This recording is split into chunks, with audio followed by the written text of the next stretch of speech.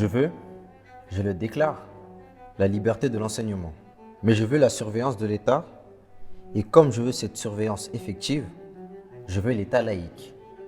Je veux, dis-je, la liberté d'enseignement sous la surveillance de l'État et je n'admets pour personnifier l'État dans cette surveillance si délicate et si difficile qui exige le concours de toutes les forces vives du pays, que des hommes appartenant sans doute aux carrières les plus graves, mais n'ayant aucun intérêt, soit de conscience, soit de politique, distinct de l'unité nationale.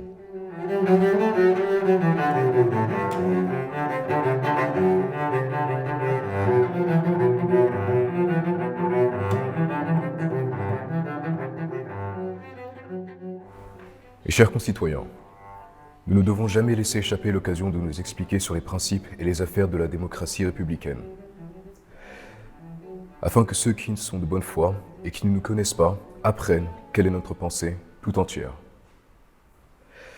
Je le répète, ce que nous voulons, c'est la liberté partout et en premier lieu, la liberté de conscience assurée pour tous. Mais avant tout, par-dessus tout, nous considérons que la mise en œuvre de la liberté de conscience consiste d'abord à mettre l'État, les pouvoirs publics en dehors et au-dessus des dogmes et des pratiques des différentes confessions religieuses. À mettre la France à l'abri aussi bien des empiètements du sacerdoce que de l'Empire. C'est là le commencement et la fin de la liberté civile qui engendre la liberté politique.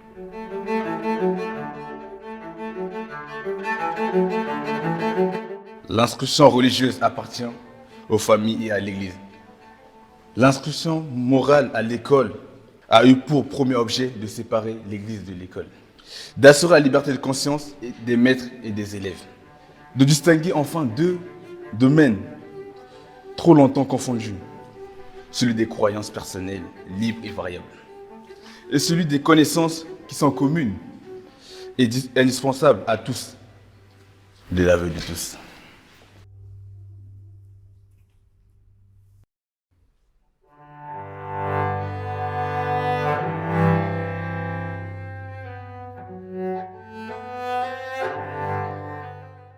Nous n'avons pas voulu mettre la guerre dans les villages, mais au contraire, la paix. Et le vrai moyen d'avoir la paix, c'est de mettre chacun à sa place, chaque chose à sa place. Le maire dans la mairie avec pouvoir administratif, le curé dans l'église avec la religion, l'instituteur dans l'école avec les éléments de la science et de la morale. Ce n'est pas au gouvernement de s'occuper des affaires de religion. Le gouvernement représente les droits et les intérêts de tout le monde. Et dans les questions de religion, tout le monde n'est pas d'accord. La seule chose que le gouvernement doit faire, c'est d'assurer à chacun sa liberté. Que ceux qui veulent y aller à la messe y aillent, que ceux qui ne veulent pas aller à la messe n'y aillent pas. Que chacun soit libre en respectant la liberté des autres. L'Église est parfaitement maîtresse de prêcher dans toutes ses chaires, d'enseigner aux enfants dans toutes ses paroisses. Hors de l'Église, point de salut.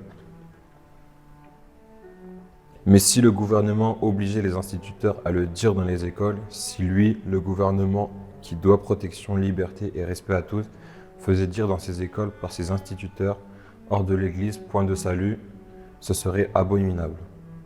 Nous avons mis des centaines et des centaines d'années à conquérir la liberté de conscience, c'est-à-dire le droit de penser et d'agir comme bon lui semble. Mais les rois et les empereurs ne travaillaient pas pour les nations. Ils ne travaillaient que pour eux-mêmes. Et quand ils eurent affranchi leur pouvoir de l'Église, ils voulurent se servir de l'Église pour maintenir leur pouvoir sur leur peuple. Ils comprirent que si les hommes pouvaient discuter en liberté les choses de la religion, ils discuteraient avec la même liberté les choses de la politique. Voilà pourquoi ils persécutèrent les protestants. Voilà pourquoi ils persécutèrent les jansénistes.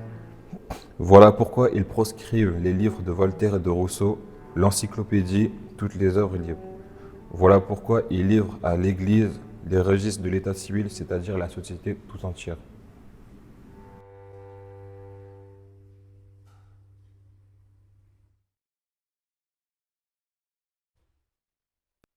Ma circulaire a attiré l'attention de l'administration et des chefs d'établissement sur la nécessité de maintenir l'enseignement public de tous les décrets à l'abri des propagandes politiques. Il va de soi que les mêmes prescriptions s'appliquent aux propagandes confessionnelles. L'enseignement public est laïque. Aucune forme de prosélytisme ne saurait être admise dans les établissements. Je vous y demande d'y veiller avec une fermeté sans défaillance.